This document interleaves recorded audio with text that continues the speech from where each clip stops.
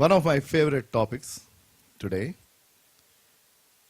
and the topic is obviously, it's very dear to everybody, and it is about God's faithfulness. Do we believe that He is a faithful God? Yes, no? A loud yes? Wonderful. He is faithful, irrespective of we being faithful or not. And He wanted to re-emphasize this truth to the children of Israel as they were about to enter the promised land. That promised land is Canaan. And while they were getting ready to enter, God once again spoke to them very clearly, with love, and He explained what is the reason for Him to be so very faithful. Because they were supposed to go and fight the battle of their life, while God brought them out of Egypt and did so many miracles, and now they are at the river Jordan. And as they step in and go to the other side, already there was information that the people in that land are much huge and heavy. They were looking like giants, and these people were looking as grasshoppers. And then a lot of people backed out. But this is a new generation which is going there. And once they step in there, they need to fight the battle of their lives to claim that land that God has already given them. But they need to fight and claim. And that is the same with each one of us. The one who is inside us is much stronger than the one who is outside. But we need to go with His power and claim everything that God has kept in store for us. Hallelujah. And that is what it is. And for that, He re-emphasizes an important truth that here am I am your God, and I am faithful. We will look at 3 verses from Deuteronomy chapter 7, verse 6, 7, 8, and 9, which gives us 3 important aspects of God's faithfulness. God's faithfulness towards His children. And it is so beautifully written. Deuteronomy chapter 7, verses 6, 7, 8, and 9. And we will break it up into 3 parts. I will read the 6th verse for you as it is shown on the screen. If you want to follow that verse, and you're free to do so, or you can follow the Bible that is with you. For you are a people holy to the Lord your God. The Lord your God has chosen you out of all the peoples on the face of the earth to be His people, His treasured possession.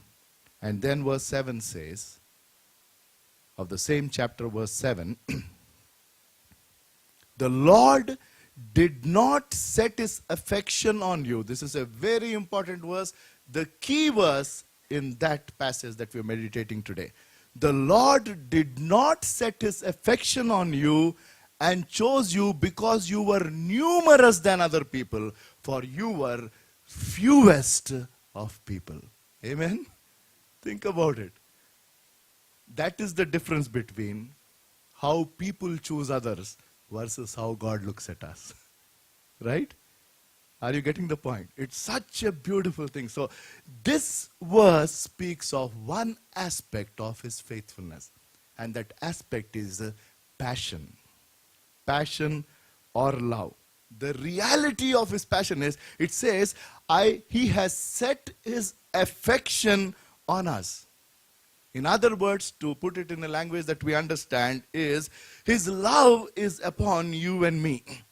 Or for this generation, to relate to this generation, to put it in another simple way, is we can say that His heart was on the people of Israel, and He took every step to bring them closer to Him. And that is the reality of His passion.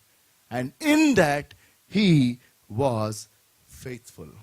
And the same thing holds good for you and for me. And when God wanted to reiterate this fact to His chosen generation Israel, He's telling, you know why I chose you. He's telling that I chose you because you are the fewest among the people. Generally, if you look at the way people go and choose, they want to look at something that is more popular and that attracts more people and things like that. The decision is more about majority, not minority, right?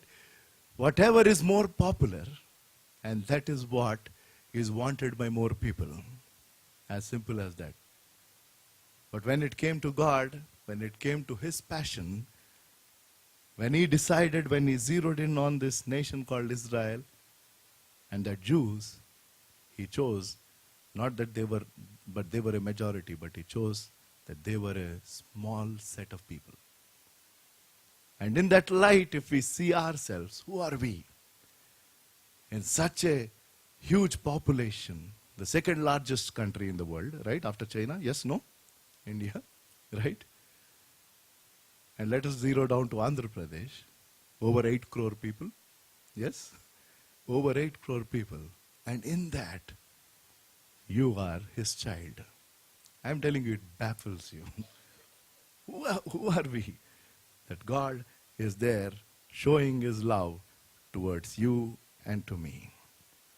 His faithfulness can be seen in the passion or the love that He has towards each one of us. And in that, there are a lot of theories. I don't come from a theological background, so I'm a very simple person. I'm not complicated. And don't want to get into complicated. There are a lot of doctrines about when people talk about, choice and God choosing. One great man of God put it very simple. He says that look at a door and look at a board that is outside the door, which says, whoever would like to come can come inside. Anybody. That's an open choice. Whoever is willing to come, please enter. And when you enter that door and you turn back and see, there is a word that is written, I believe, there, which says, I chose you before the foundation of this world. Are you getting the point? A lot of people say when the right time comes, if God wants this person to change, He will change. No. There is something called a free will that God has given to every human being. And we need to exercise that. There is the desire of God and there is the decision that you and I have to make. And these two go together. These two go together. And when you accept His invitation, and when you open your heart, and when you say, Lord, come in, and when He says, I come in and have fellowship with you, then this union becomes everlasting. And that is when we will start to understand what does He mean when He says that I have chosen you even before the foundation of this world. God has set His heart upon you. His eyes are upon you. And His affection is on you. And that is where you can realize about His passion. And the reason why He chose Israel and why He is choosing you and me, why He has chosen all of us, whoever is here as His children, the reason is not that we are numerous, but you are among the fewest. That speaks of, nobody should take credit, because of what I am. It is not because of your talent or because of what you have, but God says that I have chosen you for what you are, irrespective of whichever background you come from, because He is the one who created you and me. And that is His passion. And this should motivate us to remain faithful to Him. While this speaks of His faithfulness, this should motivate us. Think about it. Sit back and think, among these crores of people, why did He have to choose me and make me His child? And why is He telling me that I have chosen you even before the foundation of this earth? And why is He telling me that you are a masterpiece? And why is He telling me that I need to do something through you? And that purpose will not be fulfilled unless we understand. You are a masterpiece, chosen because you are not from the numerous, but among the fewest of you. And probably there is somebody here who is probably the only person who is saved in their entire family. Probably there is somebody here who probably comes from a situation where maybe 2 or 3 are believers in the entire office that you're working, or in that process that you are in. Or maybe you're the only one, only believer. Among 100, 200, 300, 400, 5,000 employees, probably you're the only one, a feeble believer of Lord Jesus Christ. Not that your faith is so great. But you say, Lord, among these 100 people, I am your child. And your eyes are upon me. You have set your affection on me. Think about it. Among 100 people, if one person is singled out and is given the honor, we will feel so elated, right? Yes, no? Right? And think about it. God is telling, I have set my heart on you. And when you understand that, it immediately brings in us an attitude of gratitude, and we say, Lord, we are indebted to you. Who are we?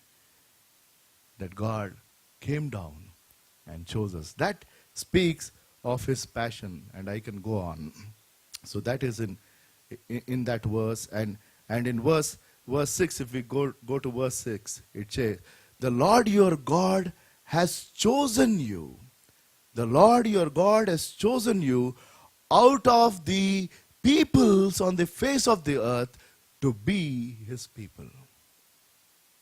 His treasured possession.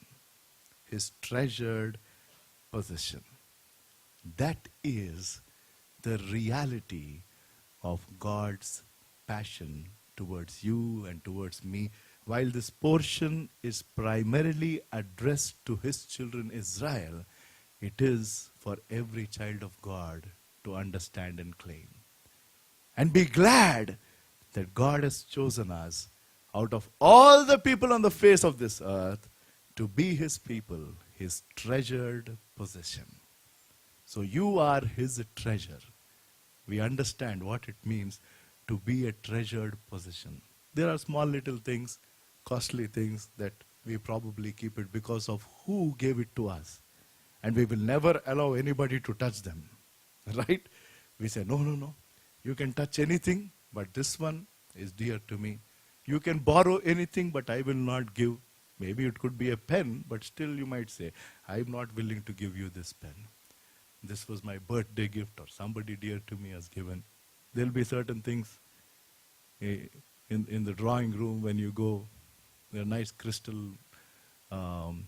stuff or something. It depends on what it is. But when you look at that, the way somebody speaks, this is very, very precious to me. And God is telling, you are my treasured possession. And what else do we need? What else do we need? But such a passion that God is exhibiting towards his children, and he's proclaiming to everybody and saying that so and so is my treasured possession. That is his passion, the faithfulness of his passion. And in verse 8, if we go on to verse 8, it speaks of, it is because the Lord loved you and kept the oath he swore to your forefathers, that he brought you out with a mighty hand and redeemed you from the land of slavery, from the power of Pharaoh, the king of Egypt. It is because. Why is this passion? I said we will break this up into 3 parts. The faithfulness of God. The first part of his faithfulness is, we have termed it as passion or love. And that was in verse 6 and 7, we have seen that. And in verse 8, we understand the reason. Why? As it is written in verse 6 and 7, the primary reason is his will. And why is he loving us? Is because, when we go back to that context, God was bound by the oath that he gave to the forefathers. Who are the forefathers? Abraham, Isaac, Jacob. That's what he is called in the Old Testament, right? The God of Abraham, the God of Jacob, and the God of Isaac, right? That is the promise he has given. And if you go back and read the promises that he gave, God went about fulfilling. And God keeps giving his promises to each child of him. And every child of God should claim that promise. And I am sure a lot of us who are here are a result of the fulfillment of a promise given to somebody dear to us. I can speak for myself. I am here because of the promise that my God gave to my parents. And they kept on praying. And I'm sure that should make you glad. And if you are waiting for somebody to be saved, if you're waiting for somebody to change, I am telling you, continue to wait on him, continue to plead, because he is telling, if I have given a promise, I am bound by it. Hallelujah. I am bound by it. And that is the reason he's telling. He said, I gave this promise to your forefathers. That is the reason I will love your children. And that is the reason he not only loved, he chose them, he saved them, he blessed them, and he stood by them. And that is what he will do towards every child, towards everyone. He not only chooses us, he saves us, he loves us, and he stands by us, and he blesses us. And the second part to that, it is not only his will. The reason is not only his will, the reason is his word. His word. God is making a specific comment here through this verse. He says that I am bound by my word. And when he has given his word, he stands by it. So the faithfulness of God can be seen in his passion towards each child. Every child of God must understand what it means to be loved by him. The second thing that we can see about his faithfulness is in what he does. And in this very verse, the second part of this verse which says, and he brought you out with a mighty hand and redeemed you from the land of slavery, from the power of Pharaoh, the king of Egypt. He not only delivers us, and it is not just from sin to a freedom without sin. It is not from a time that we are bound to sin and coming out of it. It is not just that deliverance that happens when you give your life to the Lord. It is an ongoing deliverance. For those who are in Christ are a new creation. Old things have gone. It doesn't happen on day one. That is the beginning. And as you continue to acknowledge him as the Lord of your life, as you obey to what he says, as you progress in your believer life, lot of things will turn out to be new. Our thoughts will be renewed, and our actions will be renewed. Our words will be renewed. What you were speaking 1 year back, probably half of that you would have stopped speaking now. And it is clearly visible. And that is what he says, that is what speaks of his performance. To understand it in a simple way. How is God faithful towards us? He is faithful towards us by performing certain acts on our behalf. For us. The one who is for us is much stronger. And if God is for us, who can be against us? And the beautiful promise back in Romans chapter 8, it says, nothing can separate us from the love of God. Nothing. And the list is huge. And anything and everything says that cannot be separated from the love of God. And that is his faithfulness. His faithfulness can be seen in his love or in his passion. His faithfulness can be seen in his performance, and that is seen in the deliverance that God has done for that nation called Israel.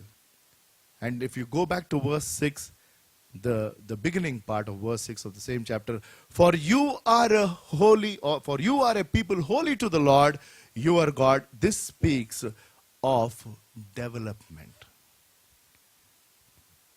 I am holy, and that is the reason he says, you should be holy. And holiness is not just during the time when we come to His presence or during worship or things like that. A life of holiness should be our day-to-day living.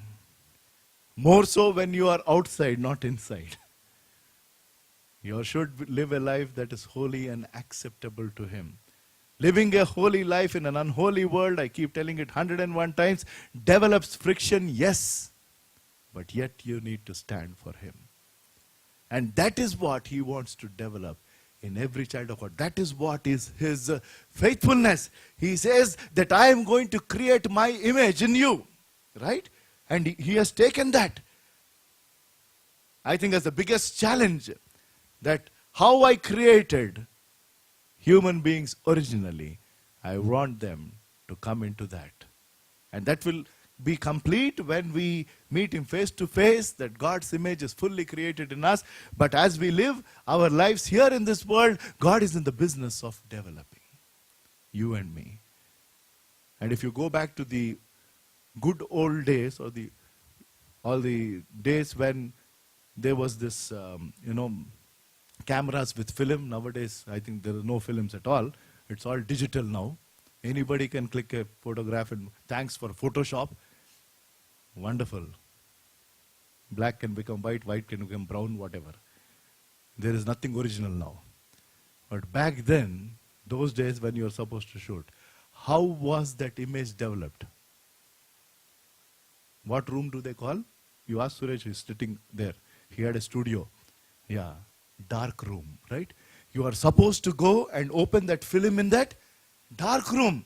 And in that dark room, the image is developed. And then it is, later on they will keep it in the dark room only? No, right? After the image is developed in the dark room, it comes out into the light. And you say, wow. And I am telling you, when God wants to develop His image in you and me, we go through a lot of dark rooms. You have to. And when you are in a dark room or in that situation, understand probably God is trying to develop something. And when that is done, when you come out, you stand and testify, this is the reason I was there. This is the reason I was in that situation. This is the reason I went through that trial and test. Classic example, Joseph. Each spot that he went through. He went into that pit. A great man of God described his life in 4 words. He said, from the pit to Potiphar's house, to the prison and to the palace. That is what is Joseph's life. Pit to Potiphar's house, to the prison, and then to the palace. 17 years of age, and 13 years later when he became 30. And all that time was a time God was working in Joseph's life to develop him. And God was performing. And God kept delivering him. That is His faithfulness. And I can go on and cite many examples. That is His faithfulness. He is faithful in His passion. Not like this generation, that everything is love. Nowadays people have lost the meaning of love. There is nothing like love. Now it is only live-in. I don't know what is live-in relationship. Everything is acceptable, even in this country. And I am sure 10 years from now we will be baffled to look at what we will see in this very country, in this very city of Hyderabad. Things that we never dreamt. When we were in our youth, we never knew what it was. But now everything is acceptable. In all of this, God is telling, my love is pure love. And I love you with all my heart. He has set His affection on you. That should be at the top of our mind. He has set His affection on you. Not because you are numerous, but you are few. Among all these people, I have chosen you. Among all these people, I have chosen you. His faithfulness is in His performance. And the third, His faithfulness is, and we'll go to verse 9, which says in his promises. This is how he is ending it. Now therefore, if the word therefore comes, then you need to go to the one that is before. And that is what we saw. Because of verse 6, because of verse 7, because of verse 8, where he went about telling about that he has set his affection, not because they were numerous, but they were few. He said, I have given my word to your forefathers, and I am bound by it, and that is the reason I have delivered you, and I have chosen you as a holy people, and I want to develop you as a holy people, and keep you as my treasured possession. And he sums it up by saying, his faithfulness is in his promise.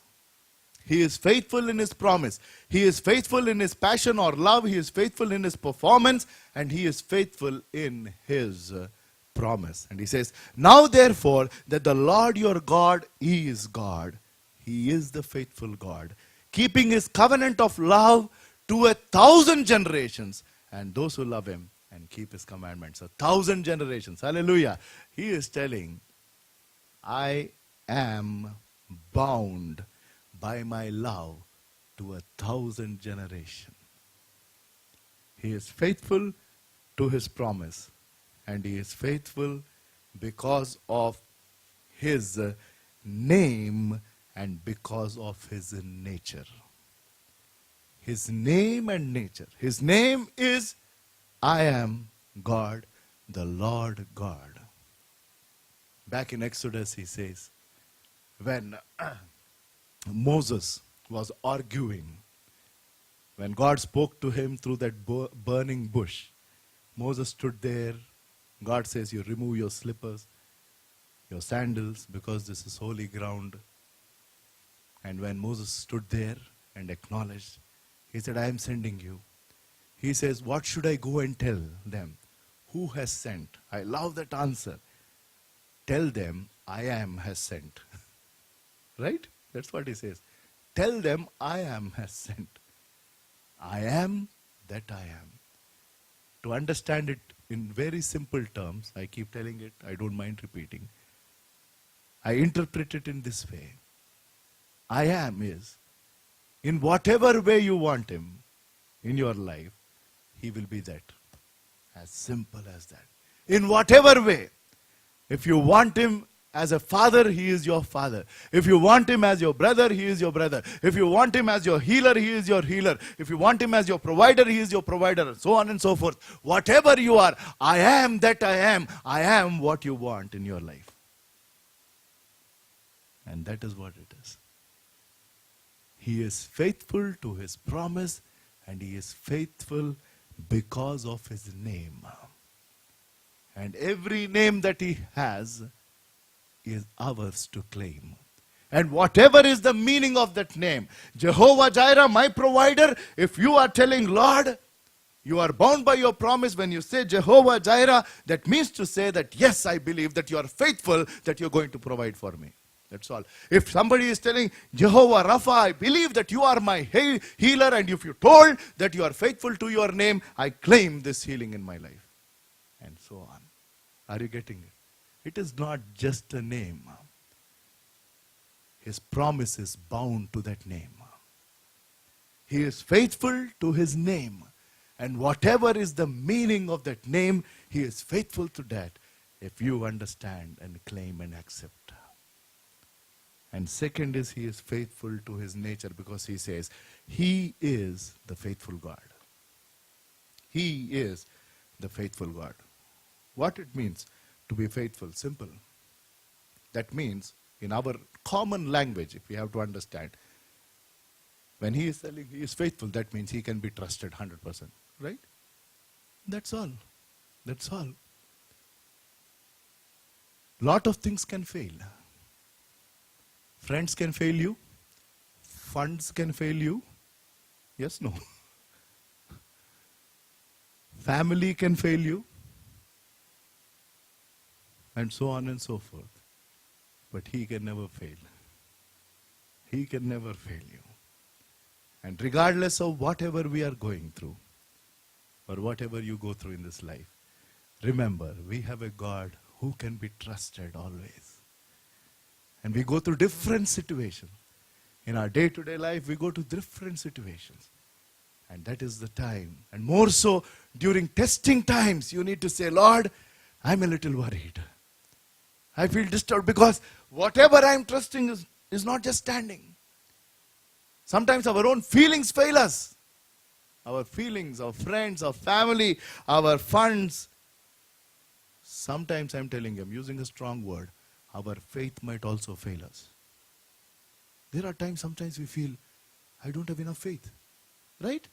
Have you not come to that stage sometimes? There are. If we are honest, sometimes, our very faith, we read the Bible, we go, but when you are in that situation, somewhere down the line, you feel that your faith is shaking. At that moment, remember, we have a God who is faithful to his promise. Even though your faith is failed, even though your faith is failed, not that it should fail, but if at all that happens, you still believe and say, Lord, you have told that you are a faithful God. He is faithful to his passion, he is faithful to his performance, he is faithful to his promise and the promises associated because of his name and because of his nature. There was a young boy who was walking on a beach. It was a long beach, 10-20 kilometers long. He was walking and there were surprisingly small starfishes that were swept away and were on that beach. If those fish are not in the water, they will die. Any fish, right? Yes, no? Fish should be in the water. So they are on this beach. So he kept picking up each one and was throwing. There were hundreds of fishes like that day. And he kept throwing. There was one man who was also walking, was curious. He stopped that young boy and he said, what are you doing? He is telling, you're seeing all these starfish, so I am throwing them so that they're going to be alive. He says, are you looking at this stretch of beach? I believe it is 20, 30, 40 kilometers. It looks like endless. How far will you go? And there are hundreds of starfishes that are there. What difference will it make? Remember this word. You are throwing 1, 2, 3, 20, 30, 40, 50, probably you will throw inside. When there are hundreds that are here, what difference will it make? Don't go through this pain of, throwing them. It is not worth doing this. What difference does it make? He again bent, took one fish. It does make a difference to this one and he threw it inside. Are you getting the point? And he went about, picked another. It will make a difference to this one. We cannot go and help everybody. Impossible, yes. But remember that he can do that for everybody. Hallelujah. And that is what it is. And those starfishes are us. Those starfishes are us. And we, as we receive his help, we should be able to make a difference to few others. Thinking that it doesn't really matter. It doesn't really matter. Because everybody, any which ways, are doing it. So what is that we've learned today? That our God is faithful, wonderful. So what can we do about it? There are 3 things that we can do. I will just tell you those words and with that we close. First and foremost is rejoice always that we have a faithful God. Yes? Rejoice always. Rejoice always that there is this God I serve who is faithful to me irrespective of whatever I am, whatever I do. Because he is bound by his word. He is bound by his word and he is bound to his will. That is his nature. He cannot act against his nature. He cannot act against his nature. As simple as that. The Lord, my God, is faithful. And there is this verse which says, even though you are not faithful, I am faithful. That doesn't mean that we remain unfaithful. That should motivate us. That should motivate us. We not only should rejoice in his faithfulness, the second one is we should rest in his faithfulness. Because He is faithful, I should stop panicking. I should say, Lord, I have worried enough. And every time I continue to worry, I am more disturbed. I just want to rest in your faithfulness because you have promised to take care of anything and everything that I go through. And I will rest. And the third is you report out this faithfulness to others. How will others know that we have a God who is faithful?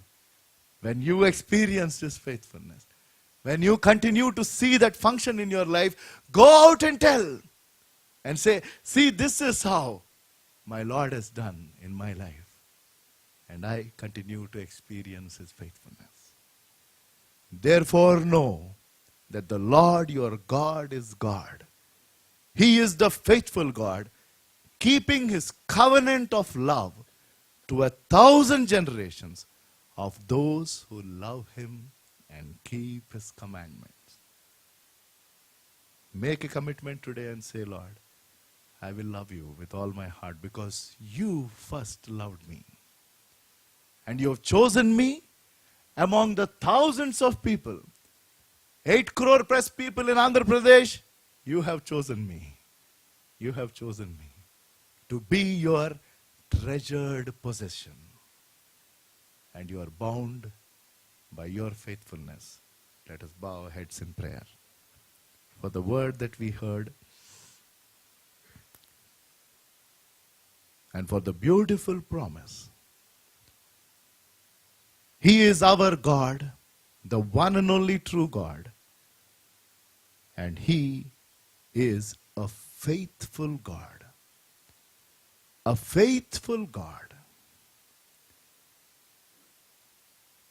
He has chosen you and me among the thousands. Not because we are a majority, but we are the fewest of few. You may want to definitely thank Him today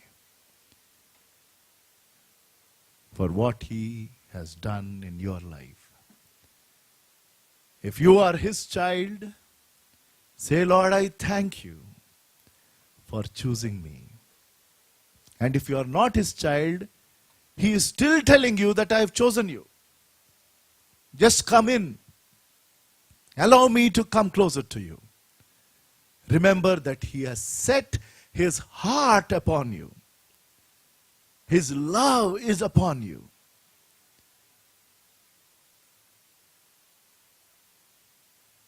And when He has set His heart upon you, that means to say that you are His desire. We are His desire. And He wants to deliver us from different situations that you are in. And He wants to develop us as His children, so that we display His image to others. What a privilege. What a privilege. Wholeheartedly in prayer, say, Lord, thank you for reminding us all over again that you are a faithful God. We have a God who is faithful always. Faithful in loving us, faithful in acting in our lives, and faithful to His promises. Let us learn to rejoice in His faithfulness. Let us learn to rest on His faithfulness.